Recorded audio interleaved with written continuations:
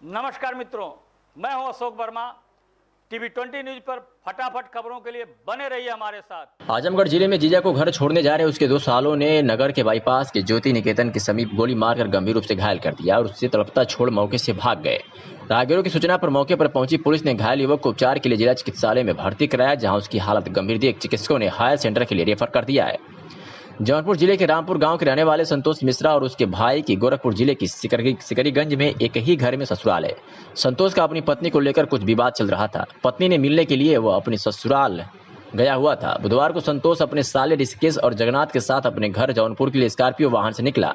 वाहन जैसे ही आजमगढ़ जिले के शहर बाईपास के ज्योति निकेतन स्कूल के समीप पहुंचा, उसके साले ने उसको गोली मारकर गंभीर रूप से घायल कर दिया और उसे वाहन में तड़पता छोड़कर मौके से फरार हो गए। बाईपास से गुजरे राहगीरों ने वाहन में संतोष को तड़पता देख पुलिस को सूचना दी। मौके पर पहुंची पुलिस ने संतोष को घायल अवस्था में जिला चिकित्सालय में भर्ती कराया, जहां उसे हायर सेंटर रेफर कर दिया गया। पुलिस अधीक्षक प्रोफेसर त्रिवेदी सिंह ने बताया कि ससुराल में संतोष को कोई पसंद नहीं करता, इसीलिए इस तरह की घटना को अंजाम दिया गया है। बताया जा रहा है कि उसके साले भी अपराधी प्रवृत्ति के लोग हैं। क्या कुछ कहा सुनवाते हैं आपको। सर, अभी एक गोली का मरीज आया है, क्या स्थिति है उसकी? गोली का मरीज हमारे यहाँ सुबह 7:30 बजे के करीब आया है। उसके बाद फिर उनका इलाज हुआ है। इलाज के दौरान अभी पुलिस प्रशासन के लोग यहाँ लगे हुए हैं। पुलिस प्रशासन के लोग ही मरीज को लेकर के आए थे और मरीज को पेट में गोली लगी हुई, नाभि से 2 इंच इधर राइट साइड में। और इलाज के उपरांत फिलहाल तो मरीज अभी होशो हवास में है, लेकिन फिर भी स्थिति गंभीर बनी हुई है, क्योंकि पेट में गोली लगने के बाद इन्फेक्शन की संभावना अभी तो नहीं कुछ कर सकते, लेकिन 4 दिन 5 दिन जब तक हफ्ते न गुजार ले लगभग मरीज, तब तक उसके ऊपर खतरा बना हुआ है। सर, कोतवाली में एक युवक को गोली मार दी गई है, घायल है, क्या है पूरा मामला? देखिए, वो युवक का भाई है और इन दोनों की एक ही घर में शादी हुई है। दोनों सगी बहनें हैं। वहीं पे ससुराल में गया था। ससुराल में कुछ बदमाश प्रवृत्ति का था। ससुराल वाले भी उसको पसंद नहीं करते थे, तो भाई और उसका साला, जो छोटा साला, और एक उसका दोस्त विकास, ये 3 मिल करके उसको गाड़ी पे लाए और इन्होंने कुछ कहा सुनी हुई, इन्होंने उसको गोली मार दिया। खतरे से बाहर है। छोटे भाई को गिरफ्तार कर लिया गया है। जो विकास जिसने गोली मारा था उसकी तलाश जारी है, वो शीघ्र गिरफ्तार हो जाएगा और उसका साला भी भगा हुआ है। आजमगढ़ जनपद के बरदा थाना क्षेत्र अंतर्गत 2 परिवारों के विवाद को लेकर पीड़ित पक्ष कप्तान दरबार पहुंचकर न्याय की गुहार लगाई है। पीड़िता शीतला देवी ने आरोप लगाया कि उसके परिवार के लोगों ने एक राय होकर दोस्तों से मारपीट कर घायल कर दिया और कपड़ों को फाड़ दिया, जिसकी शिकायत शीतला देवी ने बरदा थानाध्यक्ष को किया, लेकिन थानाध्यक्ष की तरफ से ना तो कोई मेडिकल कराया गया और ना ही एफआईआर दर्ज की गई। थक-हार कर पीड़िता शीतला देवी आज एसपी दरबार पहुंची और न्याय की गुहार लगाई है। बताया जा रहा है कि एक खूंटा गाड़ने को लेकर ये विवाद हुआ था। अपने बकाये वेतन की मांग को लेकर Pawan Shri food international private limited Indore से संबंध कर्मचारियों ने आज जिलाधिकारी कार्यालय पहुंच ज्ञापन सौंपा। ज्ञापन में मांग किया गया कि उनका बकाया वेतन भत्ता मुहैया कराया जाए। दुर्भावनावश निकाले गए डिस्ट्रिक्ट कोऑर्डिनेटर और सेक्शन कोऑर्डिनेटर को पुनः नौकरी पर रखा जाए। जिलाधिकारी को दिए गए ज्ञापन में उन्होंने अवगत कराया कि बीते माह 24 जून को इसके पूर्व में एक मांग पत्र मंडलायुक्त, डीएम, सीएमओ को दिया गया, जिससे नाराज होकर डिस्ट्रिक्ट कोऑर्डिनेटर और सेक्शन कोऑर्डिनेटर को बिना कारण कंपनी से निकाल दिया गया। आइए हम सुनते हैं ज्ञापन देने आए उन कर्मियों की बात। ज्योतिष कुमार है और मैं सीएससी कोलसा में कार्यरत हूँ टेलीमेडिसिन के अंतर्गत। किस मामले के लिए ज्ञापन दे रहे हैं? सर, हम लोगों को 3 महीने से सैलरी नहीं दी जा रही है, ज्वाइनिंग लेटर नहीं दिया गया है। इस मामले में जब हम लोग कार्यवाही के लिए यहाँ पे ज्ञापन दिए, 24 तारीख को हम ज्ञापन दिए थे, लेकिन सर अभी तक कोई कार्यवाही नहीं हुई है। और कंपनी ने जब इस कार्यवाही को देखा कि ये लोग कार्यवाही आगे किए हैं, तो कंपनी हम लोगों में से कुछ लोगों को जो है निलंबित कर दी है। हमारे डिस्ट्रिक्ट कोऑर्डिनेटर को भी निलंबित कर दिया गया है। हम लोग अब सर मांग कर रहे हैं कि जो भी हमारा वेतन है वो दिया जाए, और जो हम लोगों का ज्वाइनिंग लेटर मांग करने पर हम लोगों को धमकी दी जा रही है, इसको रोका जाए। सर, सरकार एक तरफ जो कह रही है कि सभी को वेतन दिया जाएगा, लेकिन यहाँ सर हम लोग जब वेतन की अपनी मांग करने लगे तो कंपनी सर एक से एक करके निकालने लगी सभी कोऑर्डिनेटरों को। और सर हमारी सुनवाई पूरे ज़िले में कहीं नहीं हो रही है।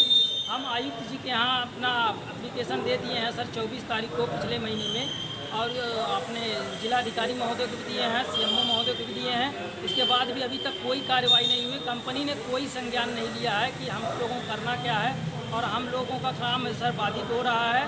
और हम चाहते हैं कि सर जो हमारी मांगें हो वो पूरी हो और हमारी जो बची हुई सैलरी है वो दिया जाए। और सर सबसे पहले हम लोग 9 महीना हो गया, 9 महीने में जो भी हमारा ज्वाइनिंग लेटर 6 महीने बाद बोला गया था, वो भी नहीं दिया जा रहा है। और सर ये जो Pawan Shri food international private limited के जो संचालक है वो सर संचालन लखनऊ से हो रहा है, और लखनऊ से जो संचालन कर रहे हैं वो हमारी बात जो हमारी जो कंपनी का हेड ऑफिस इंदौर में है वहाँ तक हमारी बातों को पहुँचने नहीं दिया जा रहा है। आप क्या चाहते हैं?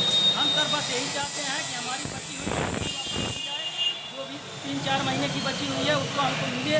और सर सबसे पहले हमको जो है हमारा ज्वाइनिंग लेटर दिया जाए।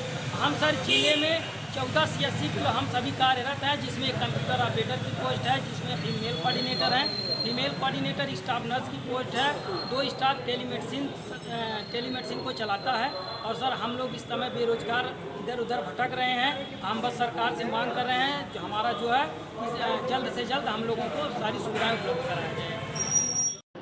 आजमगढ़ जनपद में कोरोना का ग्राफ लगातार बढ़ता ही जा रहा है। अभी कल 20 लोगों की रिपोर्ट पॉजिटिव आई थी और आज एक बार फिर 16 लोगों की रिपोर्ट पॉजिटिव आने से जनपद में एक बार फिर सक्रिय कोरोना मरीजों की संख्या 100 पार कर गई है। आपको बता दें कि मुख्य चिकित्सा अधिकारी डॉक्टर AK मिश्रा ने बताया कि कोरोना संक्रमण की जांच हेतु पूर्व प्रेषित सैंपल्स में से 16 व्यक्तियों की जांच रिपोर्ट पॉजिटिव प्राप्त हुई है, जिसमें एक व्यक्ति 20 वाहिनी PSC बलरामपुर, एक व्यक्ति हुसैनाबाद निजामाबाद रानी की सराय, एक व्यक्ति बाजार खास जियनपुर अजमतगढ़, 4 व्यक्ति हसनपट्टी जियनपुर अजमतगढ़, एक व्यक्ति पुलिस चौकी लालगंज, एक व्यक्ति लालगंज आजमगढ़, एक व्यक्ति गोला बाजार मेहनगर, तो वही 2 व्यक्ति वार्ड नंबर 9 शास्त्री नगर मेहनगर, तो वही एक व्यक्ति पटना अहियाई रसूलपुर आजमगढ़, और एक व्यक्ति वार्ड नंबर 8 और मेहनगर, और एक व्यक्ति नेवादा आजमगढ़ तथा एक व्यक्ति जोराहापुर के रहने वाले हैं। सीएमओ ने बताया कि संबंधित तहसीलों से रिपोर्ट प्राप्त होने के उपरांत कंटेनमेंट जोन घोषित होगा। जिला मजिस्ट्रेट राजेश कुमार ने बताया कि 7 जुलाई 2020 को रात्रि में जनपद में नोवेल कोरोना संक्रमण के पूर्व प्रेषित सैंपल्स की जांच रिपोर्ट आने के उपरांत जनपद आजमगढ़ के राजस्व ग्राम इकरामपुर तहसील सदर, राजस्व ग्राम चकलालधर सदर मोहल्ला हरबंसपुर, नगर पालिका परिषद आजमगढ़ मोहल्ला कुर्मी टोला, राजस्व ग्राम बेलागर तहसील सदर में एक व्यक्ति तथा राजस्व ग्राम गोछड़ी मार्टिनगंज में 2 व्यक्ति, राजस्व ग्राम औरंगाबाद तहसील मार्टिनगंज, राजस्व ग्राम ठेकमा मार्टिनगंज, राजस्व ग्राम मेहमौनी निजामाबाद, राजस्व ग्राम सुराई निजामाबाद, मोहल्ला जहरुद्दीनपुर जियनपुर, राजस्व ग्राम रसूलपुर जयद्रथयती लालगंज में एक व्यक्ति व राजस्व ग्राम रायपुर सारंग लालगंज में 2 व्यक्तियों के कोविड-19 से संक्रमित होने की पुष्टि हुई है। जिला मजिस्ट्रेट ने कहा कि कंटेनमेंट जोन के निर्धारण के संबंध में दी गई व्यवस्था के अनुसार जनपद के यादव बस्ती सदर, चौहान बस्ती, राजस्व ग्राम चकलालधर सदर, मोहल्ला हरबंसपुर आजमगढ़, मोहल्ला कुर्मी टोला आजमगढ़, पूरा मठिया, राजस्व ग्राम बेलागर, मुख्य पुरवार, राजस्व ग्राम गोछड़ी, प्राथमिक पाठशाला के दक्षिण, राजस्व ग्राम औरंगाबाद मार्टिनगंज, शंकर जी की मूर्ति से रोडवेज तक, राजस्व ग्राम ठेकमा मार्टिनगंज, चौहान बस्ती, राजस्व ग्राम मेहमौनी निजामाबाद, अनुसूचित जात बस्ती, राजस्व ग्राम सुराई निजामाबाद, मोहल्ला जहरुद्दीनपुर जियनपुर, नगर पंचायत जियनपुर, यादव टेंट हाउस क्षेत्र, गोसाई की बाजार, राजस्व ग्राम रसूलपुर जयद्रथयती लालगंज व विश्वकर्मा बस्ती, राजस्व ग्राम रायपुर सारंग तहसील लालगंज का संपूर्ण क्षेत्र कंटेनमेंट जोन होगा। इन क्षेत्रों में कंटेनमेंट जोन प्रोटोकॉल का 100% अनुपालन सुनिश्चित किया जाएगा। जनपद में कानून व्यवस्था और अपराध मुक्त जनपद अभियान के तहत पुलिस रात दिन लगातार अपराधियों पर नकेल कसने का काम कर रही है। इसी क्रम में आज आजमगढ़ SP के निर्देशानुसार जनपद की विभिन्न थानों की पुलिस ने बड़ी कार्रवाई करते हुए कई अपराधियों को गिरफ्तार किया है, जिसमें टॉप 10 के अपराधी भी शामिल हैं। आपको बता दें कि दीदारगंज थाना क्षेत्र में जमीनी पैमाइश के दौरान मारपीट में हुई मौत के संबंध में पुलिस ने अभियोग पंजीकृत कर 10 अभियुक्तों को गिरफ्तार किया है। तो वही थाना फूलपुर का टॉप 10 अपराधी 1 अदद तमंचा व 2 अदद जिंदा कारतूस के साथ ही 315 बोर के साथ गिरफ्तार किया गया है। अगर बात करें थाना मेहनाजपुर पुलिस की, तो लूट, चोरी व पुलिस पार्टी पर हमला करने वाले शातिर अपराधी से पुलिस कस्टडी में रिमांड पर 1 तमंचा व 2 जिंदा कारतूस की बरामदगी की है। तो वही थाना सिधारी की पुलिस ने भी लूट और डकैती सहित जघन्य अपराध कारित करने वाला थाना सिधारी का टॉप 10 अपराधी को भी अवैध कट्टा व कारतूस के साथ गिरफ्तार किया गया है। तो वही थाना कंदरापुर पुलिस ने भी बड़ी कार्रवाई करते हुए अवैध शराब व शराब बनाने के केमिकल व उपकरण के साथ एक अभियुक्त को गिरफ्तार किया है। गन्ना विकास एवं चीनी उद्योग प्रभारी मंत्री आजमगढ़ सुरेश राणा द्वारा अप्रवासी श्रमिकों को रोजगार उपलब्ध कराए जाने के लिए जिला प्रशासन के माध्यम से तैयार किए गए प्रयास पोर्टल का जूम ऐप के माध्यम से लॉन्चिंग आईडी पासवर्ड दर्ज कर लॉन्च किया गया। जिलाधिकारी राजेश कुमार ने बताया कि कोविड-19 महामारी के दृष्टिगत लॉकडाउन की अवधि में अन्य प्रदेशों जनपदों से जनपद आजमगढ़ में 1,65,000 प्रवासी श्रमिकों का आगमन हुआ है। प्रवासी श्रमिकों का राजस्व बाल विकास व पुष्ट आहार विभाग द्वारा राजस्व ग्रामवार डोर टू डोर सर्वे कराया गया है एवं श्रमिकों का प्रोफाइल स्किल मैपिंग के अनुसार तैयार कराकर डाटा को पोर्टल पर अपलोड कराया गया है, जिनको रोजगार उपलब्ध कराए जाने के लिए जिला प्रशासन द्वारा ई प्रयास पोर्टल तैयार किया गया है। जनपद में आए हुए 97,790 प्रवासी श्रमिकों का डाटा ई प्रयास पोर्टल पर अब तक अपलोड करा दिया गया है, जिसमें 7,523 प्रवासी श्रमिकों को रोजगार उपलब्ध करा दिया गया है, जिसमें 78 प्रवासी श्रमिकों को सरकारी विभागों में एवं 8 प्रवासी श्रमिकों को प्राइवेट सेक्टर में रोजगार दिया गया है। जिलाधिकारी ने बताया कि आज प्रवासी श्रमिक अमरजीत ग्राम फिरोजाबाद पोस्ट वाही आजमगढ़ व चंद्रजीत ग्राम सरदारपुर बाबू पोस्ट राउतमऊ सठिया को ई प्रयास पोर्टल के माध्यम से GS4 सिक्योरिटी गाजियाबाद द्वारा आजमगढ़ में सिक्योरिटी गार्ड के पद पर 11,000 रुपये प्रतिमाह पर रोजगार उपलब्ध करा दिया गया है। आज भीम आर्मी के लोगों ने जिलाधिकारी कार्यालय पर प्रदर्शन किया। अंबेडकर नगर में एक सामूहिक बलात्कार के मामले में थाने पर गई भीम आर्मी कार्यकर्ताओं के साथ पुलिस द्वारा बदतमीजी किया गया और उनको गिरफ्तार कर लिया गया। उसी मामले को लेकर आज भीम आर्मी के कार्यकर्ताओं ने जिलाधिकारी से मिलकर राष्ट्रपति के नाम ज्ञापन सौंपा। सुनवाते हैं भीम आर्मी जिलाध्यक्ष SK सिंघानिया ने इस बाबत क्या कुछ कहा। क्या नाम आपका है? सर मैं SK सिंघानिया भीम आर्मी जिलाध्यक्ष हूँ। अच्छा, क्या मामला आप लोग यहाँ हैं? मामला ये है सर कि अम्बेडकर ज़िला में वहाँ पे एक 14 साल के बच्चे के साथ सामूहिक बलात्कार हुआ है और उसमें हमारे भीम आर्मी के जो कार्यकर्ता हैं वो गए थे, शांति रूप से अपना मांग कर रहे थे।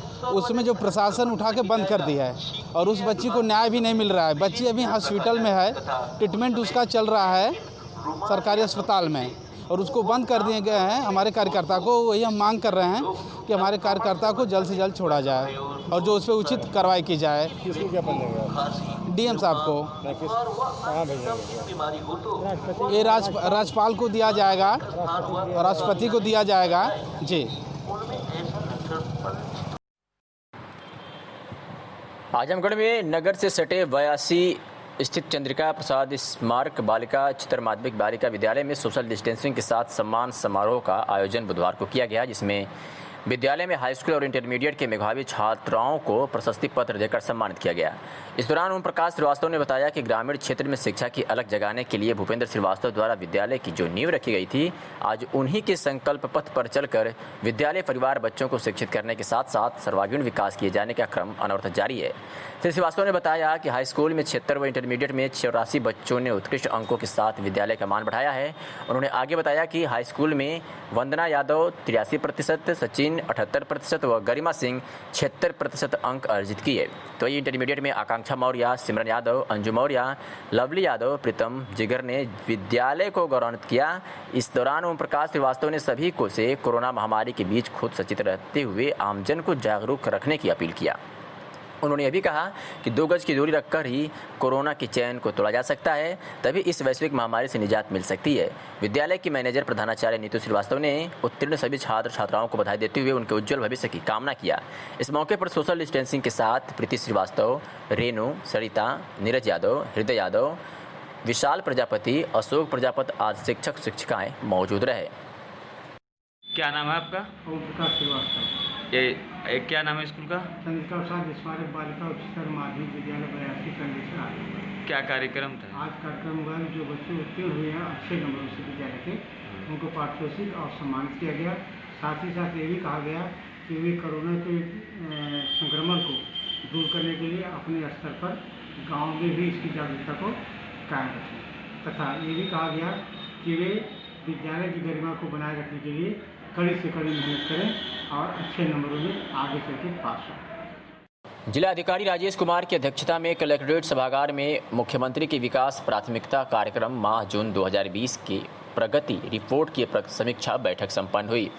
इस अवसर पर जिलाधिकारी द्वारा चिकित्सकों की उपलब्धता, दवाओं की उपलब्धता, आशाओं का भुगतान, टीकाकरण, अधूरे निर्माण कार्य की प्रगति, चिकित्सा, स्वास्थ्य एवं परिवार कल्याण, छात्रवृत्ति वितरण, पेंशन योजना, मुख्यमंत्री समग्र ग्राम विकास योजना, स्वच्छ भारत मिशन ग्रामीण के अंतर्गत अपूर्ण शौचालय, मुख्यमंत्री आवास योजना, राष्ट्रीय ग्रामीण आजीविका मिशन, मनरेगा राष्ट्रीय ग्रामीण पेयजल मिशन, राष्ट्रीय खाद्य सुरक्षा योजना, नई सड़कों का निर्माण, कक्षा 8 तक के छात्र छात्राओं का निःशुल्क किताबों का वितरण, छात्रों का नामांकन, गन्ना मूल्य भुगतान, उर्वरक की उपलब्धता, प्रधानमंत्री किसान सम्मान निधि योजना, प्रधानमंत्री फसल बीमा योजना, ICDS बाढ़ उद्यान, पारदर्शी किसान सेवा योजना इत्यादि योजनाओं की बिंदुवार विस्तार से समीक्षा की गई। प्रधानमंत्री किसान सम्मान निधि योजना की समीक्षा में 938 ऐसे व्यक्ति लाभार्थी पाए गए जिनके खाते में प्रधानमंत्री किसान सम्मान निधि की किस्त भेजी गई है, जो कि अपात्र है। जिलाधिकारी ने DD कृषि को निर्देश दिए कि 938 अपात्र लाभार्थियों की सूची बनाकर जल्द से जल्द उपलब्ध कराएं। उन्होंने यह भी निर्देश दिए कि उक्त 938 अपात्र लाभार्थी एवं इसके अलावा ऐसे लाभार्थी जो प्रधानमंत्री किसान सम्मान निधि योजना के मानक के विपरीत प्रधानमंत्री किसान सम्मान निधि के अंतर्गत किस्त का लाभ ले चुके हैं, वे लाभार्थी प्रधानमंत्री किसान सम्मान निधि के अंतर्गत प्राप्त की गई धनराशि को स्वयं जमा करा दें, नहीं तो उनके विरुद्ध RC जारी कराते हुए वसूली कराई जाएगी। आज चंद्रशेखर स्मारक ट्रस्ट रामपुर जहानागंज में देश के पूर्व प्रधानमंत्री युवा तुर्क नेता चंद्रशेखर जी की 12वीं पुण्यतिथि सोशल डिस्टेंसिंग का पालन करते हुए प्रेरणा दिवस के रूप में मनाई गई और जिसमें कार्यकर्ताओं ने चंद्रशेखर जी के आदमकद मूर्ति पर श्रद्धा सुमन अर्पित कर श्रद्धांजलि देते हुए उनके बताए हुए रास्ते पर चलने का संकल्प लिया। इस अवसर पर विक्रांत सिंह, ऋषु सुभाष सिंह, कमलेश राय, लाल बहादुर सिंह, लालू, उदय शंकर चौरसिया, अतुल चौबे, रमेश कनौजिया, विकास हन्नी सिंह आदि लोग उपस्थित थे। आपको बता दें कि पूर्व प्रधानमंत्री चंद्रशेखर सिंह का आजमगढ़ से बहुत गहरा नाता जुड़ा हुआ है। चंद्रशेखर सिंह जब भी आजमगढ़ आते थे तो वह त्रिपुरारी पूजन प्रताप सिंह उर्फ बच्चा बाबू के निवास पर ही रुकते थे और अपने परिवार की तरह मानते थे। तो वही पूर्व मंत्री यशवंत सिंह को भी अपने पुत्र की तरह मानते थे और यशवंत सिंह भी उन्हें राजनीतिक पिता की संज्ञा देते थे। यही नहीं, पूर्व मंत्री यशवंत सिंह ने जहानागंज में चंद्रशेखर सिंह के स्मारक ट्रस्ट का भी निर्माण करवाया है, जहां चंद्रशेखर सिंह की आदमकद मूर्ति भी लगी हुई है और हर साल यहां कार्यक्रम होता है। पूर्व प्रधानमंत्री चंद्रशेखर सिंह का जन्म 1927 में पूर्वी उत्तर प्रदेश के बलिया जिले के इब्राहिमपट्टी के एक कृषक परिवार में हुआ था।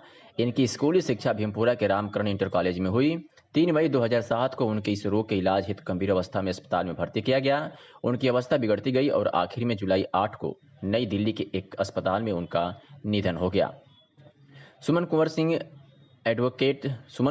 एडवोकेट ने बताया कि जब उनके पिता बच्चा बाबू बीमारी के अंतिम क्षण में थे तो सूचना पाते ही पूर्व प्रधान चंद्रशेखर जी आजमगढ़ के एलवल मोहल्ले में स्थित बच्चा बाबू के निवास पर आए थे और कई घंटों रहकर उन्होंने बच्चा बाबू से कहा था कि हम आपको लेने आए हैं और आपको देसी नहीं विदेश के भी जो अच्छे अस्पताल है वहां मैं आपको दिखाने के लिए लेने आया हूं। क्या कुछ कहा इस मौके पर कमलेश राय शिक्षक नेता ने, आपको सुनवाते हैं।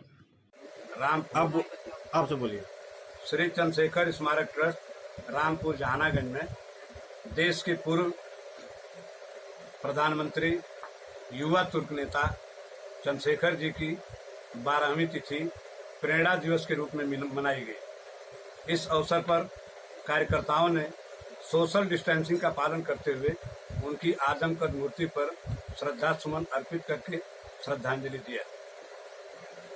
यह बड़े गर्व की बात है इस इलाके के लोगों के लिए कि पूर्व मंत्री विधान परिषद सदस्य यशवंत सिंह ने देश के प्रधानमंत्री चंद्रशेखर जी की पहली मूर्ति जहानागंज में स्थापित किया। वैसे तो उनके लाखों अनुयायी थे, लाखों चाहने वाले थे, लेकिन यह गौरव जहानागंज के लोगों को प्राप्त हुई और यह चंद्रशेखर स्मारक ट्रस्ट राजनीतिक प्रेरणा युवकों को प्रदान करता रहेगा और उनकी विचारधाराओं की किरण क्षेत्र के कोने कोने में प्रसारित होती रहेगी। उनके बताए हुए रास्ते पर चलने का संकल्प ही उनके प्रति सच्ची श्रद्धांजलि होगी। आज हम सभी कार्यकर्ता इस चंद्रशेखर जी की मूर्ति के सामने यह संकल्प लेते हैं कि उनके बताए हुए रास्ते पर चलते हुए उनके संघर्षमय जीवन से प्रेरणा लेते हुए हम अपने जीवन में काम करने का प्रयास करेंगे। धन्यवाद। नगर पंचायत चिड़ैयाकोट के चेयरमैन प्रतिनिधि पर कुछ लोगों द्वारा जबरन दबाव बनाए जाने से नाराज एक सभासदों का प्रतिनिधिमंडल डीआईजी से मुलाकात किया। इस दौरान सौंपे गए पत्रक में मंजूषा सभासद ने बताया कि नगर पंचायत चिरैयाकोट के अध्यक्ष द्वारा सभी कार्य शासन के निर्देशानुसार मानकों के साथ कराया जा रहा है। इसके बावजूद अपनी मंशा में न सफल होने वाले कुछ अन्य सभासद नगर पंचायत अध्यक्ष लीलावती देवी पर अनावश्यक दबाव बना रहे। बीते 6 जुलाई को मौलानापुर की सभासद राजकुमारी देवी के प्रतिनिधि व पुत्र मनोज वर्मा के साथ अराजक तत्वों द्वारा मारपीट की घटना को अंजाम दिया गया, लेकिन रंजिशवश मनोज वर्मा ने मारपीट का झूठा आरोप चेयरमैन लीलावती देवी के पुत्र व प्रतिनिधि राम प्रताप यादव व उनके भाई जयप्रकाश यादव, पुत्र आकाश प्रताप यादव, किशन प्रताप यादव व ईओ मनोज कुमार के खिलाफ पुलिस को प्रभाव में लेकर बेबुनियाद मुकदमा दर्ज करा दिया गया, जिससे सभासदों में रोष व्याप्त है। डीआईजी को पत्रक सौंपकर सभासदों ने मामले में निष्पक्ष जांच कर दोषियों के खिलाफ कार्रवाई करते हुए मुकदमा खत्म किए जाने की मांग किया है। मैं मंजूषा सिंह, सभासद मंजूषा सिंह।